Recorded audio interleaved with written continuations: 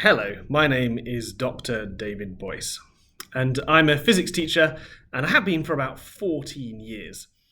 I'm going to be talking to you today about astronomy, and what I hope to do is encourage you to go and do some with your pupils yourselves. Now, a question, and here I am, about this is why should we? Why should we involve astronomy in anything we do? Well, here I have some graphs that they really show how astronomy links and is included with the physics and science that we teach at various different age ranges. And you can see that it forms a really important part from Key Stage 2 all the way to A level. And depending on the specification, you can see that it forms normally about an eighth of any physics course. So it's there, we should teach it. But of course, everyone is teaching it. So what am I actually advocating here? Well, what I'm advocating comes back to, I think, a philosophy that I want to talk about. I'm sorry for the complete lack of diversity on this page, but I'm trying to emphasize a point with certain people. Who is it? Who's this up here? Any ideas? Well, this is actually Galileo, when he was the same age as me. And Galileo, of course, came up with the scientific method, this idea that we shouldn't rely on, authority of written source. That what we should do is we should test it for ourselves. What we need to do with all of the science for us to accept it to be true is we've got to test it and validate it and see whether or not it actually is. Now, the way in which educators have gone about making sure that these ideas are conveyed to pupils actually has a grain of that philosophy within it. That if you think about good science and good physics teaching, there's an element of demonstration, a proof that this is true.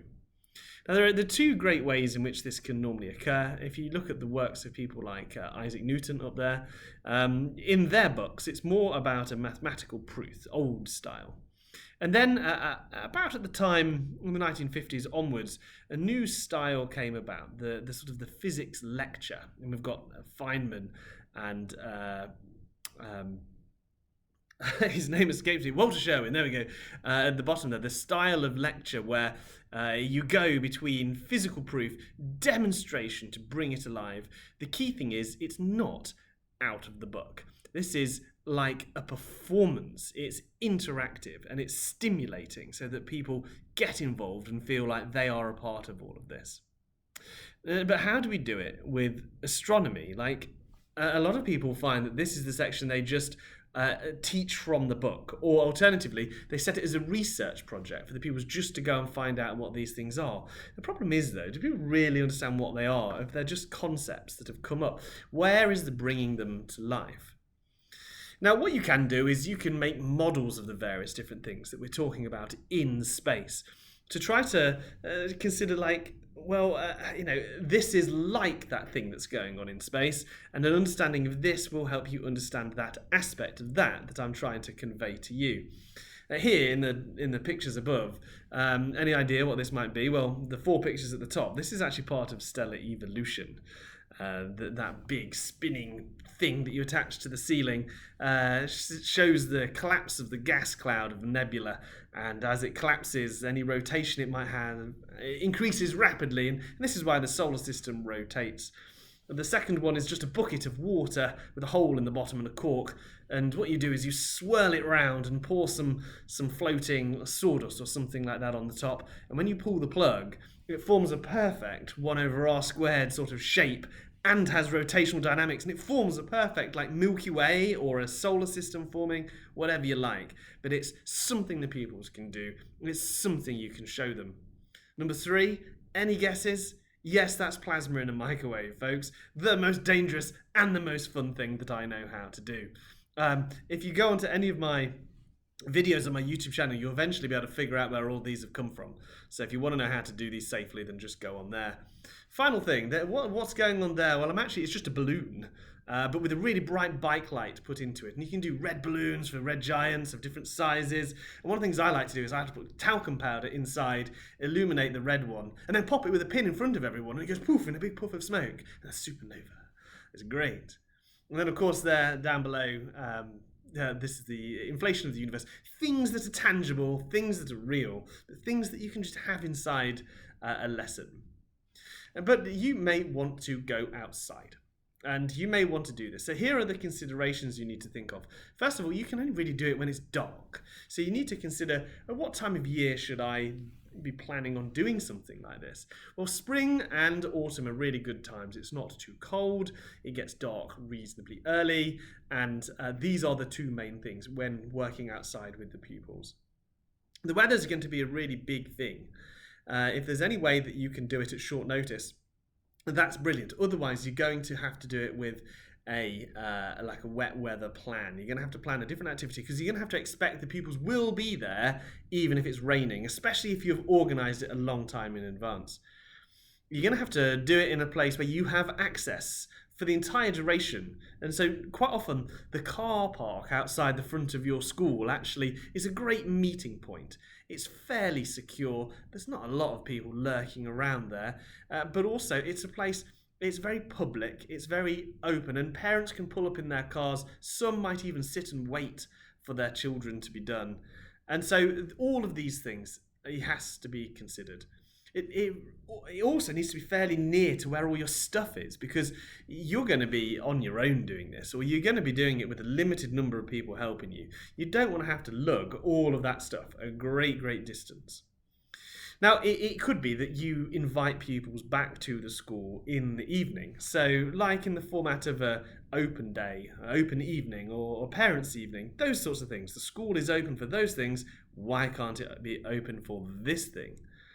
You could, if you have enclosed grounds, consider doing an astronomy camp where pupils actually camp overnight. This is a big undertaking. You're going to need a lot of help, but the pupils will absolutely love it. Final thing on that is just to consider with doing it at night time. There's lots and lots of things that you have to consider, and we're going to go into that right now. A big thing that stops people from wanting to do astronomy is the belief that it might be prohibitively expensive, and let's face it, who has got a good budget for something as throwaway as astronomy, like something you're only going to do a couple of nights per year at most? Well, this is the sort of where the beg, borrow and steal mentality comes in. First of all, the most useful thing that you could actually take with you are binoculars rather than telescopes. First of all, they're smaller, they're more portable, and you can see all of the cool stuff with binoculars. You can see craters on the moon and things like that, and star fields, great things. And you might be able to say to pupils, do you have a pair of binoculars at home? If so, bring them in for this event. Ideally, you want binoculars that are really fat at the objective lens end. So on that picture up there, you can see there's one that's got its really large lenses. They're great for collecting light. The really fiddly little ones for bird watching, they're less good because they don't catch very much light. But other great sources of equipment, including things like telescopes, is if you go to places like repurposing shops, places where things get thrown away in junkyards, quite often telescopes end up in there. The telescope you can see in the middle there, that costs £5. And it's a really good telescope. Another thing, like Facebook Marketplace, places where things are on sale that people do not want. Second-hand, you can get a real bargain, and chances are it'll be absolutely fine. With those telescopes, you need to put them out a long time in advance, probably like half an hour before your observations begin. And this you've got to feed into your plan of how you're going to run your evening, because they've got to cool down. If they don't cool down, the images through them will be rubbish. They'll be all shaky because the seeing will be terrible. Heat haze, thermals, all that sort of stuff coming from the telescope.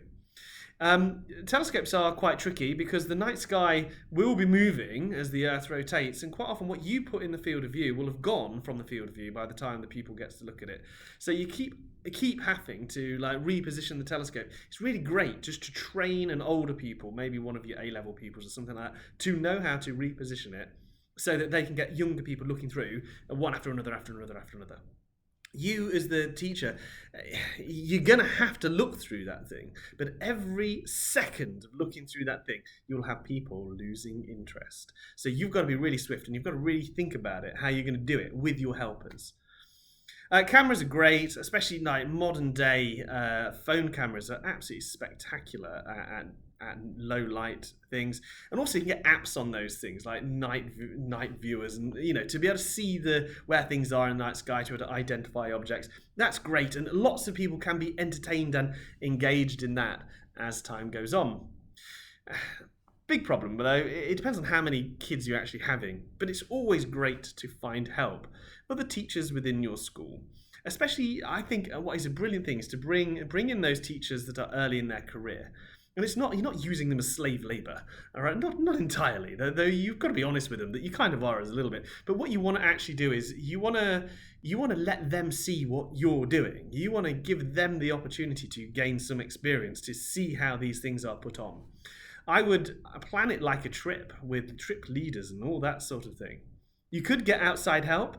This is a picture here of an astronomy society that we invited down. They came with all their telescopes. It was brilliant. It enabled us to actually open this particular event to like 30 pupils who all came. You've got to think about safeguarding members of the public coming on site, interacting with your pupils. You've got to think about separate bathrooms and all sorts of protocols relating to these members of the public in the dark and with your pupils. A really good one is actually invite parents along as well. Do it to parent and child, especially if it's younger year groups, like if it's like year 6 or year 7, those sort of things. Parents will be more interested than the pupils, and they will come, and the pupil will feign far more interest because parents here. It's a much better way of doing things. So, your evening has arrived, you need a plan. It's really important. You're going to have these pupils. Are they going to stay after school all the time until it is dark, or are they going to come back? Either way, you've got to think about what to do. If they're going to stay all evening ready for this moment, then you could actually send them away to do homework somewhere else. You don't want them the whole time. You need to be setting up. But there is a time at about twilight where it's good to focus everybody, give them a lecture, talk about Neptune or whatever you like. Just talk about something that gets them engaged, focused, excited about what they're going to see. A film is a great fallback, especially if there's a bad weather plan and you're stuck with all these children till 9:30. So get Apollo 11 ready, lined up. Apollo 13, there's the one. Things to think about with going outside with your children. Obviously, it's going to be cold, and if they're not warm enough, they will completely ruin it for everybody. So you want to dress them like they're going on a Duke of Edinburgh expedition and tell them that that's what they need to do. Torches need to be red. A great tip is to get them to bring the back bike light from their bicycles, because it's not going to overexpose their eyes to bright white light. They're going to maintain their night vision. You, as the teacher, you can use a laser pen. Blue or green is scattered by the Earth's atmosphere really well, so in the dark you can actually see the beam pointing at various different things. Be aware of trip hazards and things like that. Anything you put out, any power leads you bring out, it's all going to be dangerous in the dark. But you need to think really carefully about all the activities. Here's a really practical point. If the telescope's too heavy to move by yourself, you may find that when it comes to packing away, everyone just abandons you and leaves you outside with expensive stuff. And you've got to try to stick everything on trolleys. Even the big telescopes, it's not worthwhile putting them on tripods and being unable to then move them. Stick it on a trolley, right? Ask your technician for a trolley. They'll have trolleys, right? Get it on the trolley and get it outside. Give people's activities to do, a logbook, activities to work through. Draw this crater on the moon, draw this constellation, count how many stars there are in the square of Pegasus. Which brings me nicely on to the things that you can look at. Well, okay, so first of all, the moon is brilliant all the time. The first time a kid looks at the moon through a telescope, they go, wow, it's unbelievable. The mountains, the craters, it's so bright, it's so real. And that is the key thing about why we do all this. It's because kids these days, they live like a virtual life. And so to see something that is so experiential, they're not seeing an image of the moon, they're actually seeing the moon. They're seeing the planets themselves. That's fantastic. It's absolutely awesome. And you see it catch them like a little bit of bait that will actually act to hook them in to all of the science that you're trying to hang on this experience. The planets, they can be okay. Saturn, Jupiter's always good. Venus, sometimes. All the rest of them, they're kind of okay, but they are quite difficult, some of them. The images you can see at the bottom there I've taken with a school telescope of the whole solar system. Saturn is brilliant because people think, oh, it actually has rings. Like they imagine like it's some sort of artist impression that they see in the photographs. You can see the rings of Saturn. I mean, how amazing. With a little bit of pre-thought, if you can plan an evening where the International Space Station's going to fly over, it is brilliant. Because literally with 30 seconds to go, you can draw the attention of everyone. Hey everybody, just everyone look over there because something's going to happen. 6 men and women are going to come across from all different nations in this spacecraft that's in space right now, actually going on. Over it goes. Things like open clusters, really good. It's nice to jump around Orion if it's late in the season. To go from the nebula to the main sequence star to red giant, and to talk about the stellar life cycle. Galaxies, not so good because they're always really faint, and you can go this. You have to really emphasize that with the galaxy, it's not what it looks like because it's a faint smudge, but it's what it represents. That is 2 million light years away. That's the furthest object you can see with the naked eye. Really get in there with what the meaning of the thing it is that they're looking at, and so that they're not disappointed by a little smudge. But the why do it? The why. Right? Well, this is why. It's because as a science educator, we have more than one thing we're trying to do. Yes, we are trying to raise the background literacy of everybody in science. We're trying to share our enthusiasm for science and how much we enjoy it. But also, we are trying to create scientists of the future. We need scientists and engineers more than nearly anything right now. We are at a point where loads of the world's problems are in the realm of solvability by scientists and engineers. And so we need people to get hooked on science. And this is one of the strongest hooks that you will ever get. Doing it from the book is not good enough. You've got to get people going, look at those rings of Saturn. You've got to involve them, you've got to grab them, and you've got to catch them. Any questions? Chuck them in the chat and I'll answer them. Goodbye.